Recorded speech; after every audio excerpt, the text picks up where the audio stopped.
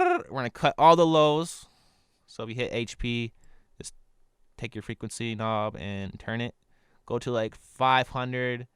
Grab number 4. Bring number 4 up. Hit the LP, the low pass filter, and turn this way down. This is gonna give you like a radio effect to your vocals. So now if we want to do ad-libs in the background, it's gonna sound pretty cool. Good. What? What? My mind so good, yo so whack, mind so hood, wish you would. This I would play with that a little bit. I might have made it a little bit too thin. Yeah, I was at 700. Don't want to go above like 500. Turn this down maybe a little bit. But now we have some background vocals. So that's how you add your bus track, and you can link all your tracks to your bus track so your stuff doesn't lag too much.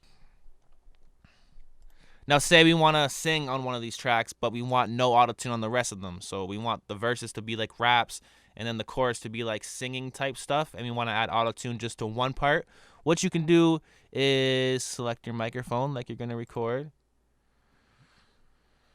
Is go to one of your tracks, whatever track you want to sing on. In this case, we're going to use our chorus for the singing part, and we're going to add auto-tune, just auto-tune, to the chorus or whatever.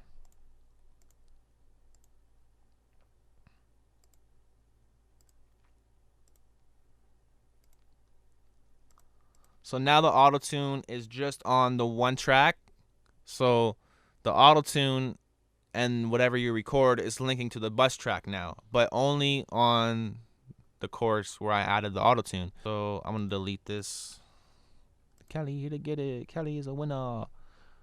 This is for beginners. We're gonna like sing that, I guess. We're gonna try to sing that chorus part. I don't know. This is for beginners. Kelly here to get it. Yeah, feeling like a winner. Alright, so we're gonna try to sing that part now. This is for Adobe, this is for beginners. Kelly here to get it now, feeling like a winner. Feeling like a winner. Ah, yeah, yeah, yeah. Don't mind my terrible singing. Woo!